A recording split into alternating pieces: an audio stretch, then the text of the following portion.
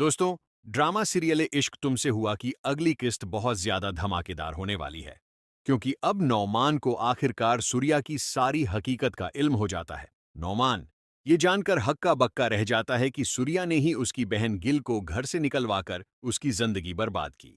नौमान गुस्से से चीखता है, ये तुम ही थी जिसने नफीस के खिलाफ मेरी बहन को भड़काया, उसे तलाक दिलवाकर दरबदर किया।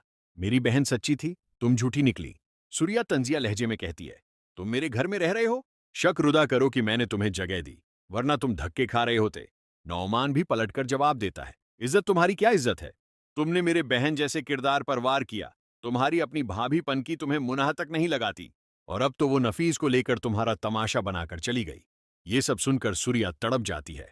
वो अपनी माँ के पास जाकर रोते हुए कहती है, माँ जान, नफीस और पनकी ने हमारे साथ बिल्कुल भी ठीक नहीं किया। सूर्या गुस्से से अपनी माँ से कहती है, सूर्या, उम्मा जान, नफीस भाई तो पूरी तरह पनकी के गुलाम बन चुके हैं। पनकी जो कहती है वही नफीस भाई आंखें बंद करके करते हैं। नफीस भाई अब हमारे हाथ से निकल चुके हैं। थोड़ी देर के लिए रखती है, फिर तंजिया अंदाज में, उन्हें जायदाद से फौरन आग करना होगा ताकि इनकी आंखें खुलें। वो लालची है और मैं जानती हूं उनके पास कोई पैसा नहीं। कुछ दिन बाद वापस उसी दरवाजे पर आएंगे, सख्त लहजे में। इससे पहले कि वो जायदाद का कोई हिस्सा मांगे, आप अभी के अभी नफीस भाई को आग कर दें, ताकि उन्हें एहसास हो कि माँ और बहन की क्या कीमत होती है। फिर नफरत से पनकी का जिक्र करते हुए, और जहां तक पनकी की बात है, मैं अब उसको नफीस भाई के साथ हरगिज बर्दाश्त नहीं करूंगी। जिस तरह मैंने गुल को उनकी जिंदगी से निकाला था, अब पनकी की बारी है। आंखों में इंतकाम की चमक। इस बार मैं पनकी को भी तलाक दिलवाऊंगी, चाहे कुछ भी हो जाए। सुरैया की मां गुस्से से कहती है, तुम बिल्कुल ठीक कह रही हो सरिया। जिस तरह हमने गल को नफीस की जिंदगी से निकाल बाहर किया था, इसी तरह अब उस पनकी को भी हमेशा के लिए दूर करना होगा। ये लड़की तो जैसे हमारे लिए एक आफत बन गई है।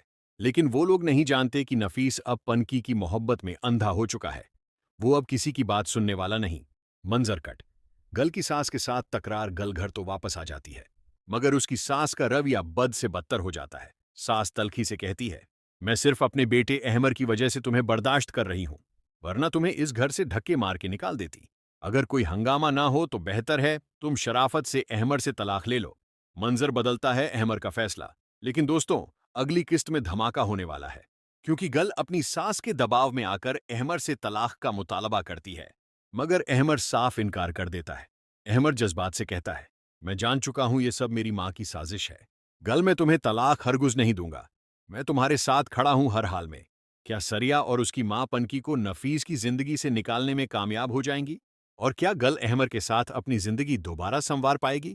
जानने के लिए देखते रहें इश्क तुमसे हुआ।